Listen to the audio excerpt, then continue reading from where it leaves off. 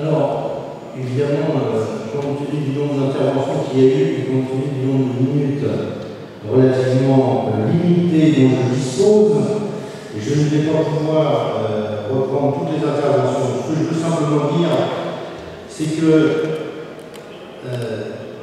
différents aspects de l'action du wokisme et son caractère absolument néfaste pour notre société ont été abordés.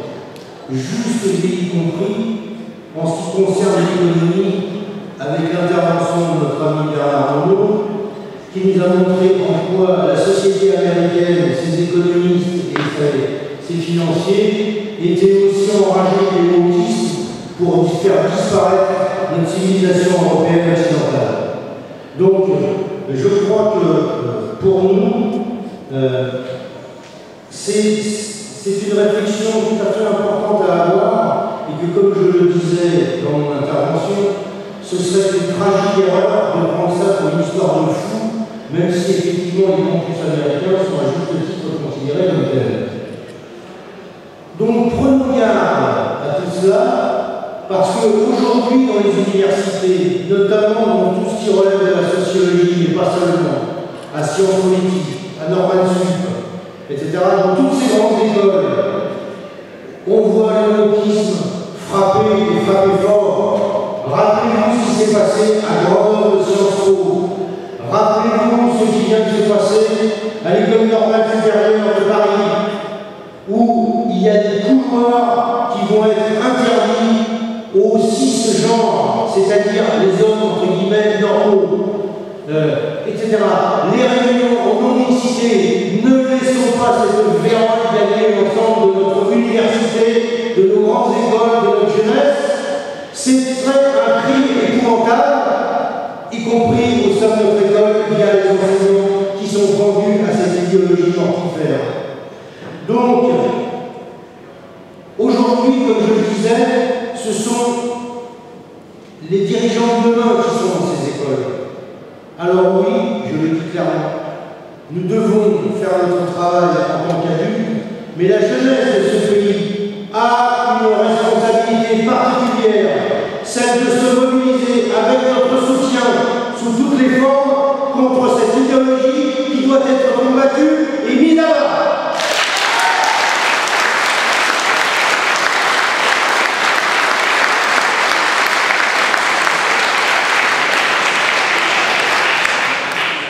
Et la question que chacun doit se poser en sortant de cette salle, c'est quelle société voulons-nous pour demain? Est-ce que nous voulons que 1984 de George Orwell devienne notre quotidien? Oui ou non? Cette question, il faut la poser à tous les jeunes que vous connaissez. Il faut leur donner les moyens de comprendre et modestement lire le livre que j'ai écrit sur le sujet, et il y en a d'autres.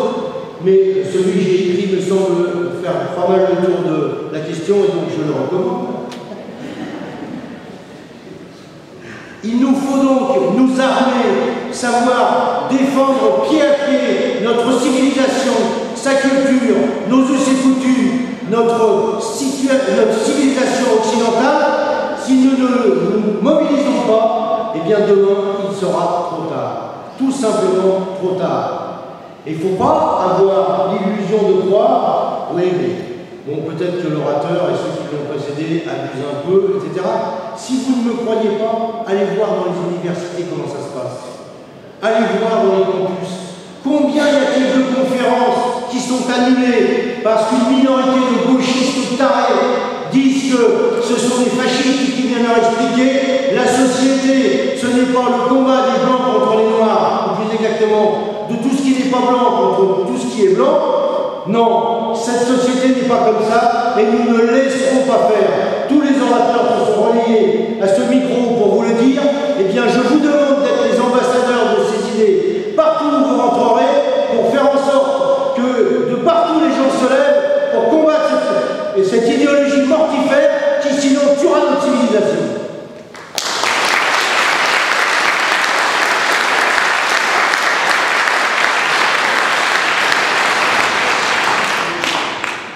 Je vais, si vous me le permettez, aborder un dernier point justement de ce qu'est le wokisme. J'habite en Bretagne et j'habite à côté d'un petit village qui s'appelle Callac. Vous en avez peut-être entendu parler. Alors Callac, c'était il y a quelques années 3500 habitants, il y avait un abattoir, une activité économique qui était tout à fait correcte, des commerces, pas trop de chômage, etc. Aujourd'hui, Callac, c'est 2200 habitants. C'est-à-dire 1300 de moins. 18% de chômage. Des commerces qui ferment les uns après les autres. Des gens pauvres et pas un rond pour les aider. Donc, la conclusion logique, c'est que les gens partent. C'est ce qu'on appelle le dépeuplement de nos campagnes. Et pour repeupler, eh bien, imaginez-vous, il y a une association d'une bobo parisienne, Madame Cohen, qui a eu l'idée de créer une association qui s'appelle Merci et de faire un projet qui s'appelle Horizon. Le projet Horizon, c'est ça, c'est 70 familles qui viennent directement d'Afrique et qui vont être immergées au sein de la population, au sein de ces 2200 habitants, qui ont un mode de vie, des croyances, une culture, des us et coutumes absolument, totalement différents. Et 70 familles, vous pensez que ça fait combien de personnes? Ouest France nous a répondu, ça fait 7,6 personnes par famille. Donc moi, j'ai été à l'école du temps où on savait encore nous apprendre à lire, écrire et compter avant qu'elle ne soit donnée aux bouddhistes. Et donc, j'ai fait le calcul, ça fait 532 personnes. C'est-à-dire, là encore, j'ai calculé, 25% de la population actuelle du village. Vous imaginez le bouleversement que va représenter l'arrivée de l'équivalent de 25% de la population actuelle.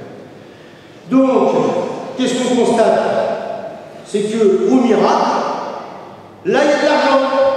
3,4 millions d'euros. Pas un rond pour les pauvres, pas un rond pour les jeunes, mais 3,4 millions pour faire venir l'équivalent de 25% de la population. Je vous laisse imaginer l'enthousiasme des habitants. Donc ça pose un problème. Il n'y avait rien dans le programme du maire sur le sujet. Alors, la question qui est posée est simple. A-t-il le droit d'imposer cette invasion à sa population? Pour lutter contre cela, à l'initiative des militants locaux de Reconquête, une association a été créée qui s'appelle les Amis de Callac et ses environs, qui regroupe toutes les personnes du village de Callac et ses environs qui veulent se battre contre ça. Ils ont fait des pétitions signées déjà par des centaines d'habitants de Callac. Et il y a également un comité d'organisation contre le projet Horizon qui a été créé, qui regroupe l'association des Amis de Callac, Reconquête, Riposte laïque et Résistance républicaine. Et je suis le porte-parole de ce comité d'organisation. Les premières actions qui ont été menées ont abouti à l'organisation d'une manifestation dans la mairie. Manifestation qui s'est déroulée avec la présence d'une contre-manifestation faite par les Antifas. On avait 350 gendarmes entre les deux. Les Antifas n'ont pas réussi à passer. Et pourtant, les gendarmes ont trouvé dans au moins un coffre d'une voiture Antifa des armes. Pas des cotons-tiges, hein, des armes pour qu'ils viennent faire des blessés chez nous. Donc, je vais vous en dire que l'ambiance est assez tendue. Eh bien, cette manifestation de 400 personnes qui a été un véritable succès, ça n'a pas été suffisant pour faire reculer le maire. Ce maire de gauche qui se dit attaché à la démocratie, eh bien, ça ne le gêne pas d'en violer les règles les plus élémentaires. Donc, la revendication principale du comité d'organisation, elle est toute simple. Monsieur le maire, ce projet n'était pas dans votre programme. Donc, vous n'avez que deux solutions. Retirer sans condition le projet, sinon, organiser un référendum.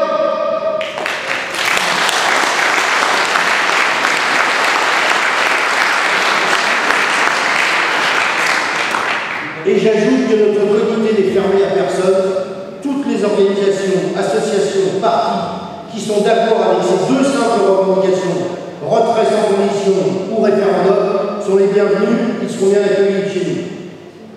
Le 5 octobre, donc il n'y a pas très longtemps, sur le marché de Callac, alors que les membres de l'association faisaient signer les pétitions, le maire est arrivé avec deux adjoints et les gendarmes, afin de les impressionner en leur demandant de quitter immédiatement les lieux. La presse qui s'appelle Mme Catherine Blin, et ses adhérents ne se sont nullement laissés impressionner par ces initiatives du maire qui ont refusé de quitter les lieux, puisqu'aucune loi n'autorise dans ce pays le maire à exiger cela. Ils ont courageusement affronté ce maire arrogant et ses adjoints. Voyant cela et voyant la tournure que ça prenait, les gendarmes ont à ce moment-là tourné les talons. Au final, cette initiative du maire s'est révélée une mauvaise pioche pour lui. En effet, il s'est très vite vu entouré de plus de 30 personnes qui ont commencé à l'invectiver. Et ça a duré pendant plus de 2 heures.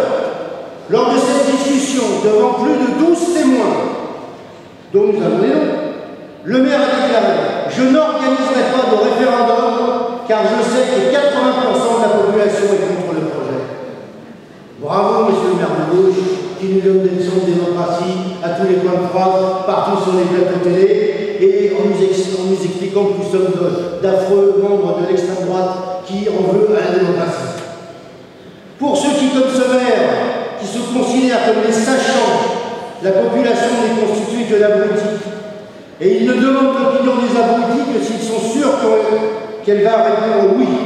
C'est tout simplement inadmissible. Pour une raison simple, c'est que nous n'acceptons pas cela. Nous allons continuer le combat parce que Calac doit rester Calac, la Bretagne doit rester la Bretagne et la France doit rester la France.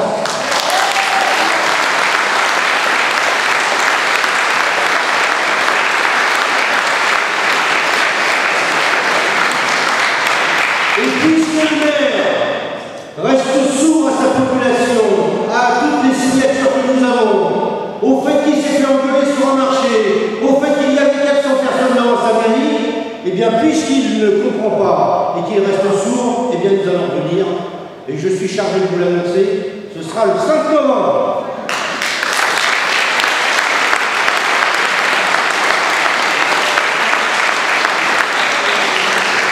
Le 5 novembre à 14h30, pour permettre à tous nos amis, notamment en Bretagne, de pouvoir venir, même s'ils viennent d'un peu loin. Nous comptons évidemment sur vous pour donner le maximum d'écho à l'annonce de cette manifestation. Nous comptons sur vous pour venir, notamment les Bretons, et faire venir le maximum de monde. Le maire de Calac doit céder. J'ajoute à ce que je viens de dire qu'un second projet de l'association Viltaïs, cette fois-ci, indépendant du premier projet, a été annoncé au dernier conseil municipal. Une splendide demeure bourgeoise de 11 pièces vient d'être achetée pour y loger par l'association Viltaïs d'autres immigrés que ceux du projet Horizon. Dans un premier temps, 2 familles, soit 16 personnes, ce qui confirme les chiffres de Ouest-France, sont annoncés. Et cela sème aussi la panique parmi les rangs des enseignants de Calac qui se demandent comment ils vont bien pouvoir faire la classe avec autant d'enfants qui ne parlent pas français. Il y a des gens pauvres à Calac. Cela aurait été une bonne idée de les reléger dans cette splendide demeure. Mais non, ce seront pour des immigrés. Les pauvres de Calac resteront dans leur pauvre maison, tout comme cette famille de Français dont le père travaille et qui dorment dans leur voiture à côté d'une décharge avec leurs 4 enfants à Pleuhermel. Eux aussi sont abandonnés. Cette politique menée à Calac et ailleurs, qui donne tout aux immigrés et abandonne les Français en difficulté, est tout simplement ignoble. Mes amis, je souhaite maintenant vous poser un second problème. Emmanuel Macron a annoncé devant les préfets réunis à l'Élysée le 15 septembre qu'il souhaitait mettre en œuvre la transition démographique dans notre pays. La transition énergétique, c'est le remplacement du nucléaire par les énergies renouvelables. Moi je traduis, la transition démographique, c'est le remplacement de nos populations par des immigrés dans les campagnes. C'est aussi simple que ça. Appelez ça comme vous voulez. Moi, j'appelle ça le grand remplacement dont il paraît que ce n'était qu'un fantasme de l'extrême droite. Macron avait-il parlé de la transition démographique dans son programme? Non. Alors, les mêmes causes engendrant les mêmes effets. Pour lui, comme à Calac, ce sera retraite pure et simple de sa transition démographique, puisque ce n'était pas dans son programme. S'il persiste, qu'il organise un référendum national.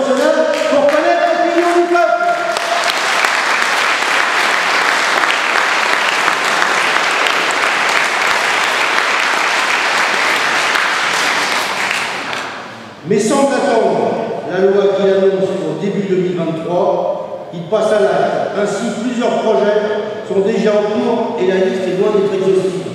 Par exemple, à Cuers dans le Var, à Saint-Lys près de Toulouse, à Saint-Brévin près de Nantes.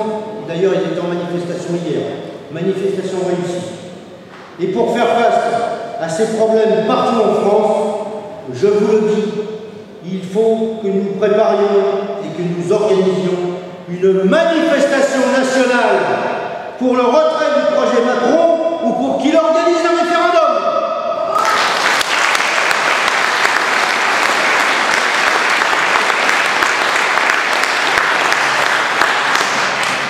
En attendant, mes amis, je n'ai qu'une chose à vous dire.